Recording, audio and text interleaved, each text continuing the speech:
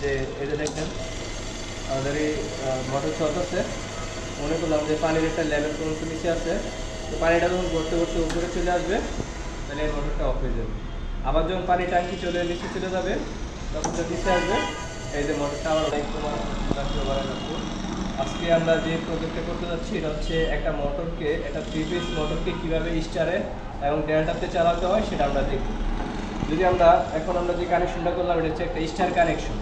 কীভাবে একটা star connection হচ্ছে যে এই পাশে আমরা জানি যে 3 পিস ইন্ডাকশন মোটরের 6টা টার্মিনাল আছে, 6টা টার্মিনালের মধ্যে এই যে এই পাশে এই তিনটা যখন আমরা শর্ট করে দিব এবং বাকি 3টা টার্মিনাল থেকে যখন আমরা লাইনে দিব তখন যে কানেকশনটা হবে এটা হচ্ছে আমাদের স্টার কানেকশন।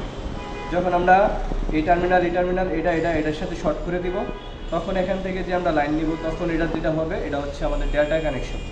তো এখানে আমরা কি করব, RYB অর্থাৎ রেডগুলো ইয়েগুলো আমরা নিব। তো নেওয়ার পরে এখন আমরা দেখি যে আমাদের এখানে আপাতত 3 পিস লাইন না থাকার কারণে আমাদের 3 পিস লাইন বানাইতে হবে।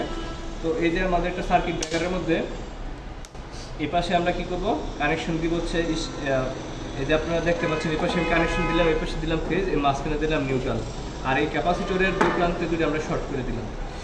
এখন এই যে সার্কিট ব্রেকার থেকে 3টা প্রান্ত আসছে, রেড ইয়েলো ব্লু, অর্থাৎ একটা হচ্ছে এখানে ফেজ। তো এটা কি করলাম, আমাদের এই যে ম্যাগনেটিক কন্ডাক্টরের সাথে লাগানো হয়েছে।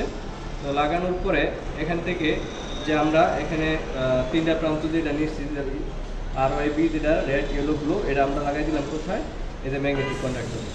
আর এখানে যেটা লাগানো হয়েছে এটা হচ্ছে একটা কি ইন্ডিকেটর হিসেবে লাগানো হয়েছে।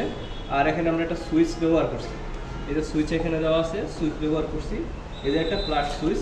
তো এটা আমরা সাধারণত কোথায় ব্যবহার করবো, এটা সাধারণত আমরা এই যে একটা বিষয় আমরা দেখাইলাম, এটা আমরা কোথায় ব্যবহার করবো, এটা হচ্ছে আমাদের বাসা বাড়িতে আমরা সবাই ট্যাঙ্কি ব্যবহার করি, পানির ট্যাঙ্কি। যে পানির যে একটা লেভেল আছে ওই লেভেলে যখন একটা লেভেল চলে যাবে তখন অটোমেটিক আমাদের মোটরটা চালু হবে। আবার যখন পানিটা ফিল আপ হয়ে যাবে তাহলে অটোমেটিক মোটরটা অফ হয়ে যাবে। এই সমস্ত জায়গার মধ্যে আমরা এই কাজটা করতে পারবো। তো আমরা একটু চালায় দেখানোর চেষ্টা করি।